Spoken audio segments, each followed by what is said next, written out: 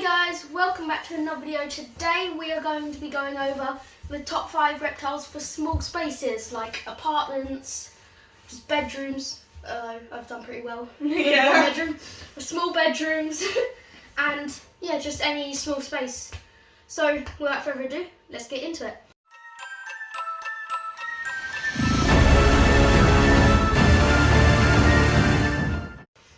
So our first animal is a fire skink. Now, this isn't one. No, this is a blue tongue skink. We thought, well, it's a skink. It'll give you a bit of a vision into what they're like. I'll put a picture up here so you know what we're talking about for the moment.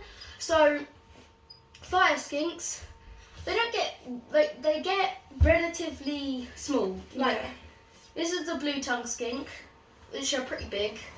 I'll come up close so you can see her. They get about half this size, bigger ones do. Like, they're pretty small. Yeah. Yeah, they're really fun. I've always wanted one. They're really pretty. Yeah. I don't know if they scratch on the glass for hours and hours Like this one. But I think all skinks do that. Yeah. So if you want a friend that's always ready to be handled and always wants food, a skink would be a perfect thing for that. But I would say I've heard fire skinks have a small reputation for being a bit more grumpy. yeah, they're not as like Docile. not as like cuddly as this. Yeah. But I reckon you could definitely handle them more than a carpet pipe. Yeah. So yeah, cage-wise, they need something like relatively small. Yeah. I'd say a 4 foot would be the best of the best for them. Yeah. I'd say 4x2, 3 if you really want to treat them. Or even even a just a 3 foot. I think 3 foot's like average. Like it's like putting a royal in a 4 foot. That's like it's like a good size. I would say they need a lot of substrate so they can burrow. Because they do love to burrow. They're a burrowing species. Thick layer like that, Yeah. so that they can get properly under. A good 5 inches. They do not climb like any skink. I mean, they try and climb, but they're not very good with these little legs. So yeah, they're good friends. They like to sit on your shoulder. Although, do have it noted, some skinks or some reptiles do not like sitting on your shoulder because you might be like, oh, they're staying still. Well, they might be petrified and frozen. Yeah. But this one seems to just doesn't care. Like, yeah. So they're quite a humid species. This isn't a care guide. This is kind of just giving you like an idea. So like you don't if you want this research for something that you're not sure if you want. If you actually like want to go and buy one, you got to go and do some proper research because what we tell you in this video won't be enough. I wouldn't say they're like really hard to find, but you don't see them every day. Like you'd have to actually specifically look for a place for them. Like you can't just walk into a reptile shop and there'll be one like these guys. But yeah, so they like digging. They really like humidity. I mean, they're quite a tropical species. She is a pain in the bum. And they don't have varieties like blue tongues. Like blue tongues, you've got desert ones, tropical ones, mid ones. So you don't have to worry about that. It's nice high humidity. They like it quite warm. Their diet involves many bugs. But mainly insectivores. Because they're tiny. Yeah, they're a really good animal and they're pretty small. Yeah, so good for a small space. I think we should move on to number 2. Okay, guys, we're here with number 2, a morning gecko. This is definitely a morning gecko. Yeah, definitely. It's not a real python. Salad cream. He's very friendly. But this is obviously not going to give you an idea at all what a morning gecko is like. But so morning geckos, they're even smaller. Like a picture there on like a penny. That's like a baby. Like they're small. Yeah. Even adults are like an inch, maybe smaller, long. Oh, shit in here. So yeah, they're not big. No. The only thing is, if you were to get one, you could start them off. I'll just bring it over the table for Mantis. You could start it off in something like this. If you can see that one there. So this is like an Exoterra 30-30-45. This you could start off them, but the thing is, they're gonna breed even if you have one. Yeah. Because the whole species, most of them, you can get males, very rare and they're useless. But the whole of the population is mainly female. and they use parthenogenesis. It's such a weird word. Which means they can reproduce without a male or another one. So what they usually do is they make vibrations next to other geckos, which usually stimulate ovulation, and yeah, they can first. My mouth is not working today, guys. They can fertilize their own eggs. So yeah, so even if you have one, it will turn into many very quickly. They love breeding. You'll see eggs all over the tank. They're quite fun though because they're small. You could keep them in like I don't know, an Exoterra 45, 60. And that'd be a great cage for them. You could have like a good 50 geckos in there. Yeah. And even if you don't want 50 geckos, you're gonna get 50 geckos. That's the downside to these guys. If you want just one pet, you're not gonna just get one they're gonna pet. keep breeding, and you can't handle them. They're like so quick. Yeah, you can take them out for like maintenance, but like for actual handling like this, it's not gonna work.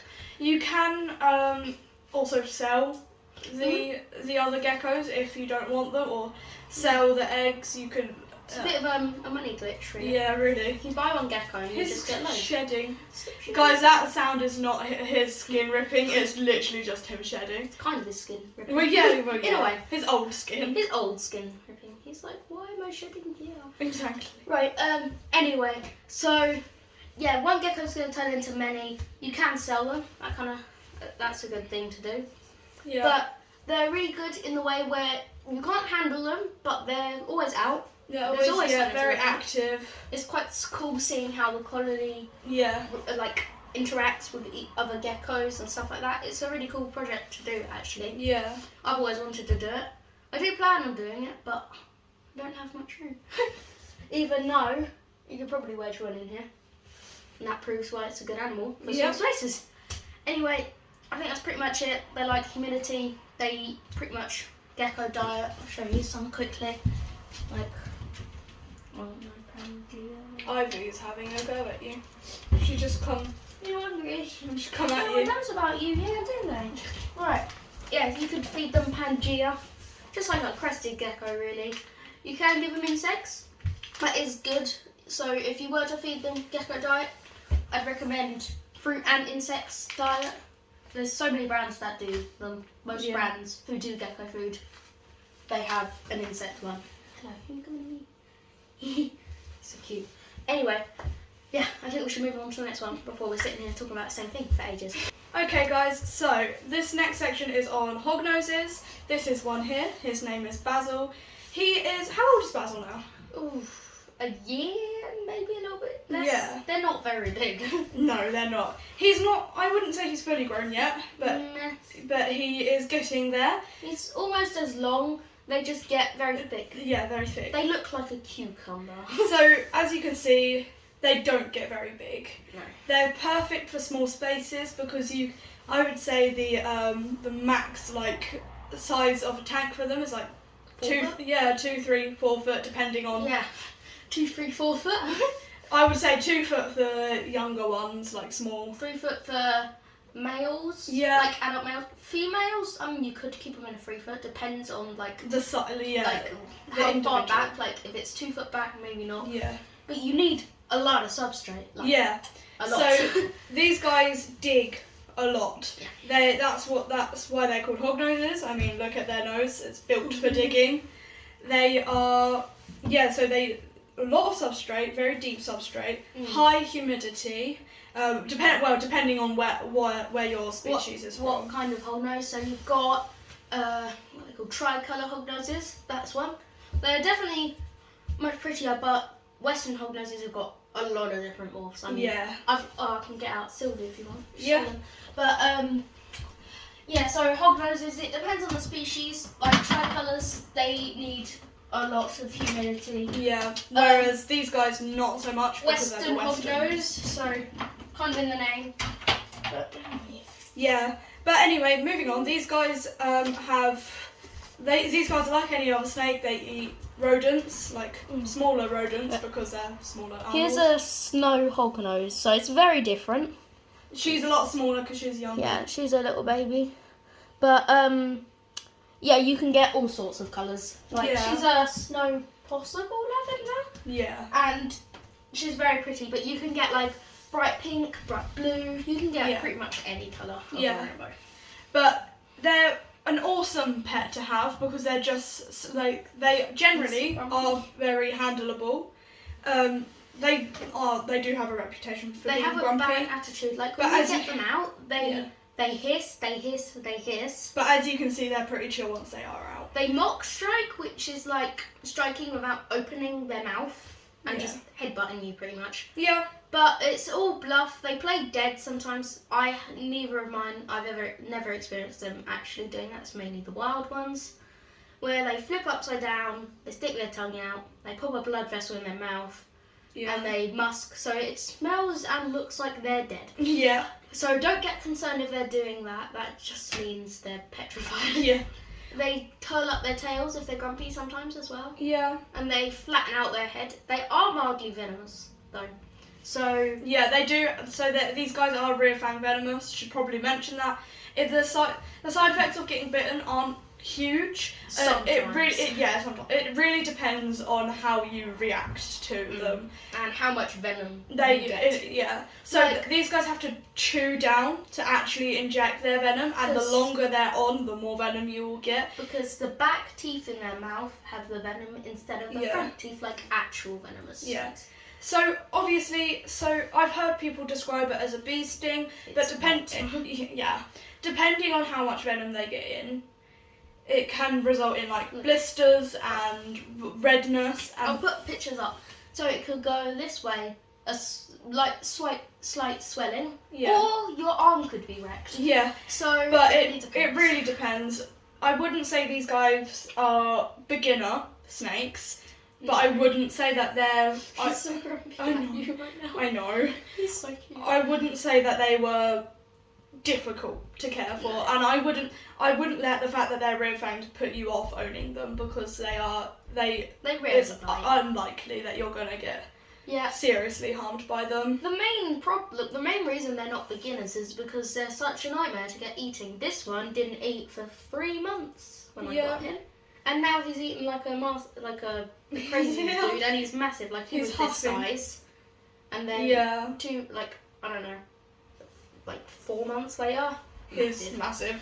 So and females grow so much faster. Yeah. I mean, I've seen female hognoses younger than him, and they're like massive. Yeah. So it really depends. They can grow really fast, they can be really good eaters, or they could be really bad eaters, they can grow really slow. But the point of these guys is that they're tiny. They're tiny, and they're quite a fun snake to keep. They are just perfect for small spaces, because again, they don't need a lot of room.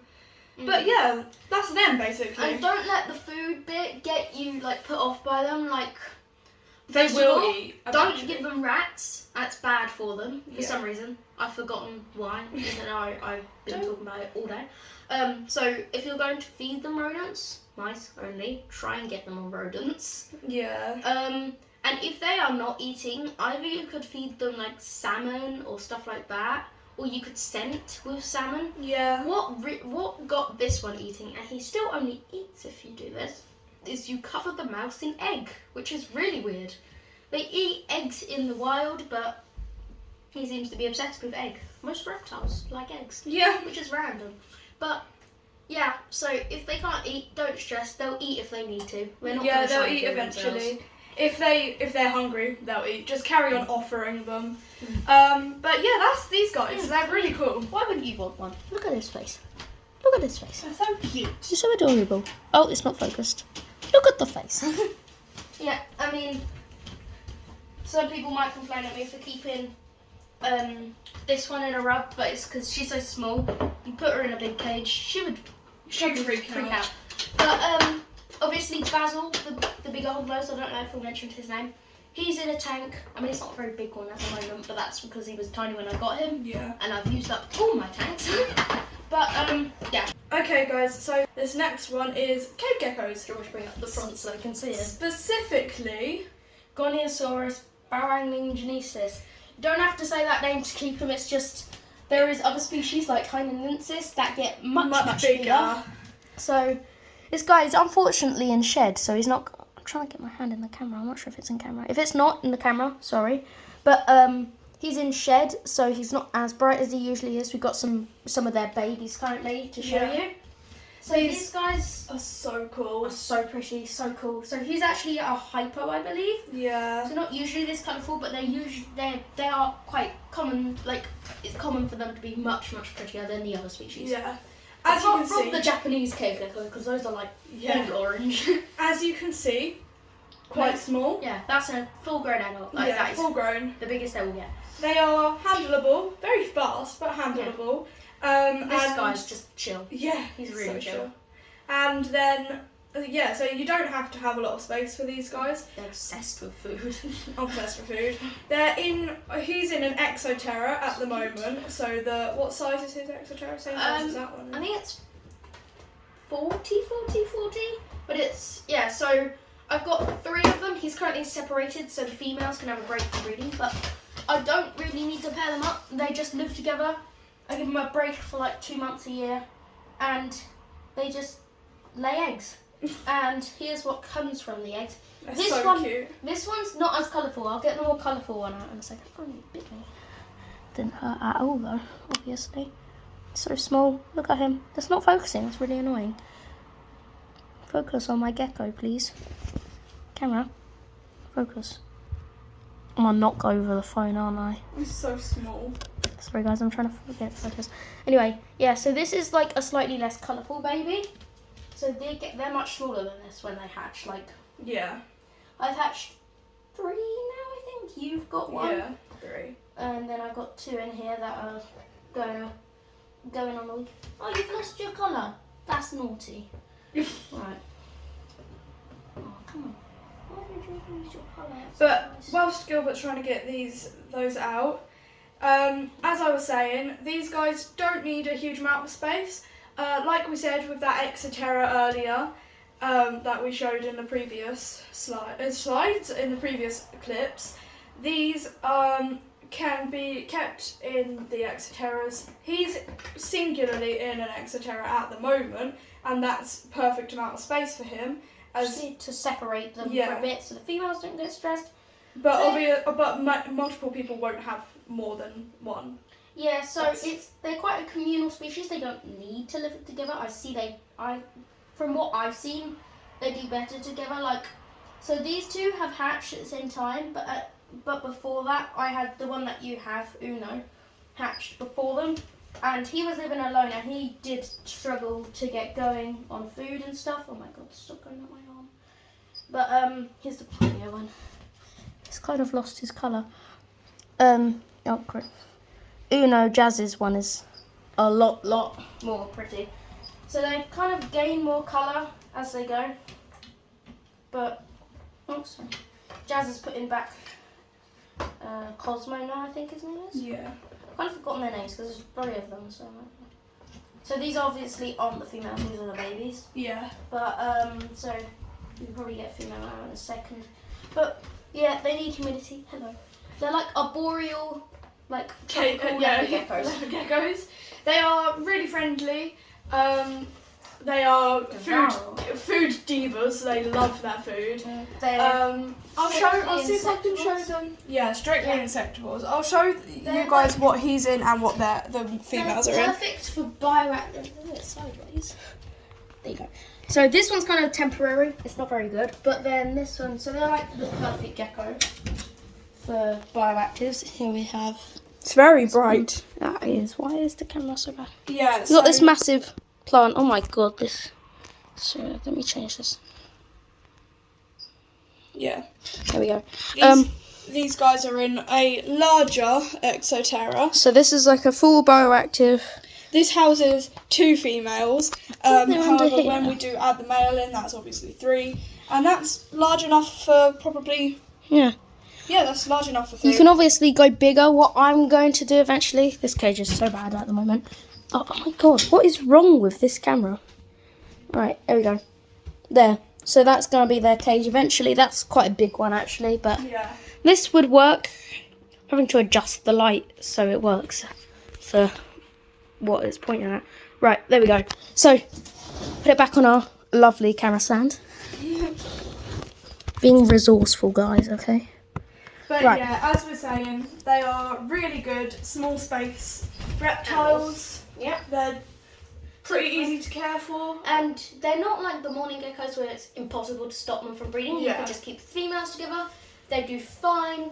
Males, I recommend only one. And if you are keeping two, I'd recommend at least 3 females. So they distribute it. But if you're keeping a male and a female, I'd recommend 2 females and 1 male. So it doesn't stress the female. So there's like the breeding is split between 2, so it's not as stressful for them. But yeah, they lay eggs. They take not that long to hatch. I mean, it didn't seem very long. And from my experience, the geckos hatch either really, really early, like your one hatched a month early, or the ones that you just saw hatched about 3 weeks late. So really varies, but anyway, that's Chinese cave geckos. Great for bioactives. Like, tiny, don't destroy any plants. Brilliant. But, I think we should move into the next one. So our next animal is a corn snake. A lot of people will have heard of this reptile. They're very common in the reptile keeping community. They are a relatively small snake. However, people don't understand that they get larger than it's said. And they're really grumpy and caged. And they're really. Our corn snake here is really grumpy. Does not want to be taken out. Here we go. He is called Sprinkles, and he is a full-grown palmetto corn snake. So he's really pretty. So palmetto kind of just makes him have this sprinkly pattern. Yeah. Hence the name. But he's not like aggressive. He doesn't bite, but he's just really cage defensive. So when you get him out, he's like. He takes a while.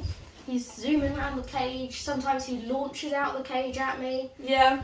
Yeah, he's just a bit of a crazy So one. as you can see, this is a full-grown male corn snake. Lovely musk. As you can see, they are rather larger than the other snake we have shown you, the hog nose. I would recommend probably a 4 foot for a male and female. He's doing his little tail thing. 4 by 3 for females. You can keep them in 4 by 2s for the males. Females get not humongous, but like bigger than this. Bigger than that. Currently, we can't show that off though because the other female for him, that his girlfriend, is like that big. Yeah. She is a baby. Which sounds so weird. It really His girlfriend's a baby. His girlfriend is a baby. Right.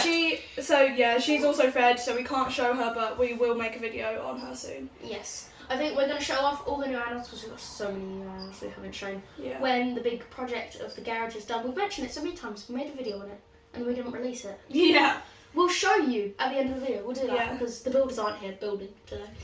Yeah, so these guys are, as you see, good. They smell like green beans. Very. They do. Smell him. He smells like green beans. He really does. These guys are a relatively small snake, but again, like I said, I mean, if you they get larger than expected. If you're into snakes, there's much bigger ones like retics. That's a very good example. 20-foot snake. But these aren't very big for most snake keepers, but they're. This is at the end of our video because we thought, well, it's a beginner snake, it's really easy to look after. However, they get larger than any of the other animals we have said in this video. Yeah. And they're a bit crazy. They're good for handling, it's just some of them so crazy. Get a bit like this one.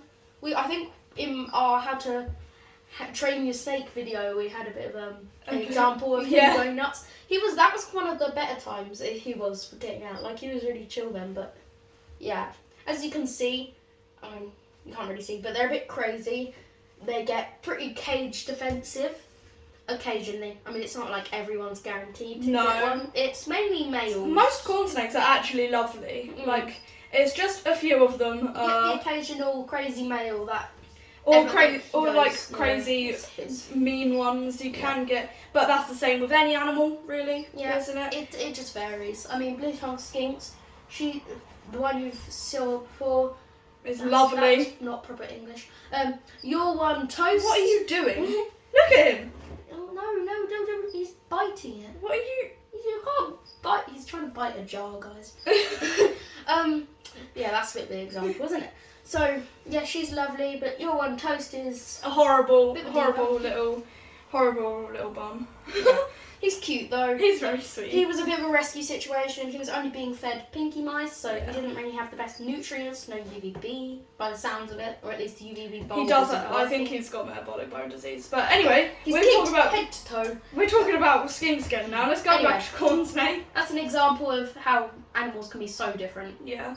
But yeah, again, we're trying to rush through this, but these snakes are incredible and such a lovely animal to keep. But they're just, you just gotta think about how much space you actually have, whether you'll be able to supply the right amount of room for and will you be able to feed them. So also, just a quick reminder: corn snakes, they do a lot. Like their cage needs to be packed, like. Not packed so much that they can't do anything in it, but like you need to have like, let me get the substrate out of it quickly. You need stuff like this, like they can slither through, just enrichment. They're so energetic. They need so much. Like stuff they can just wind around. See, you think snakes don't like need toys and stuff? This is pretty much a snake toy. Like he likes to slither through it. He enjoys it. Yeah, his cage has got vines, wood, and everything. He just likes to burrow. Yeah, they do need a lot of substrate. They like to burrow. Yeah, they do like to make their little tunnels. I'd say for the mix for their substrate would be on our leopard gecko care video. That, but just spray more often. Yeah. Because they come from Florida, Everglades area sort of place, but a lot of people keep them on Aspen, which is actually poisonous for snakes because when you've got heat on it. It emits dangerous gas for them. Oh, I also want to make it very clear that the corn snake we just show you is not what you will find at pet shops. Normal corn snake. You will not go to a pet shop and see one like that. You'll have to go to some sort of specialty reptile shop, and even then, it'll be a lot more expensive. Yeah, it's like 200 quid and you get a normal one for 40. Yeah. But anyway, don't keep them on aspen fibre, which is a lot of people do. Don't keep any reptiles on aspen fibre. Yeah, when heat hits aspen fibre, it emits a toxic gas, which can slowly harm the animal and their respiratory systems. So instead, if you're going to keep them on something like that, keep them on Lignocell. But really, you want to do the leopard gecko proper substrate. Mix. That's what we're going to call it. Or even gecko mix. Or even tropical substrate. Like literally, you can go to any pet shop and you'll find tropical substrate. Even like tarantula mix, you find that quite often, don't you? Even if you go to like a reptile shop and you get told by someone, "Oh, keep them on aspen." Don't listen to them. It's not what you do. Like that's not how you take care of them. So, I mean, they won't die instantly, but it's just not good for them. No. Anyway, if you do have any reptiles on aspen, don't worry, just try and change it as quickly as possible. Yeah, I think people should just stop keeping stuff on like wood like chips. Wood chips, like that's not. You wouldn't want to live on wood chips. That's not what they live in the world. So no, exactly. I think people should do research on the actual environment. Yeah. But anyway, we're blabbering on. Yeah, we are. We're very judgmental about substrate. Judgmental. We're very judgmental. Yeah, on about substrate. Okay, guys. So I'll show you the garage because I promised. Electrical cupboard. There's a door. That's just boring stuff. Then we got some flooring. Very messy. Oh, big. Here we have the kitchen. We've got some cupboards, I believe. Yep, cupboards. Builders seem to be using it as their kitchen. Massive sink. This isn't actually the tap going in. We're going to have a filtered one. This just came with a sink. So the plumber accidentally put it in. Incubator there, incubator there. A nice big boa cage. It's dark in there. So you got some glazing on the outside here. So that's for boas. This is for something that we're not telling you about until it's actually in here. Pretty big, so it's obviously a couple, only like 3 snakes that are so big that they need that space. So put your guesses in the comments. I'll pin your comment if it's right. This wall, so it's going to be a big rack, spare vivs, big rack, future baby rack, or baby rack, future baby rack, because I think that's how it's actually going to go. Royal python cage, falsy cage, blah, blah, blah, blah, blah, blah. It's going to be cages all round. So yeah, air conditioning unit, and then we've got up there is a loft. It's not very exciting though. We're also being filmed by that currently. It's time-lapsing. I don't think it's actually filming or not though. I can't tell it. That's all brought by the builders, but yeah. It's actually almost done, but we're getting the vivs from Viperia, which won't come that soon. But yeah, by the way, recommend Viperia, they've got great vivs. But yeah, anyway, hope you enjoyed today's video. If you've got any questions or any suggestions for next videos, Comment down below, and we'll see you in the next one. Bye. Bye.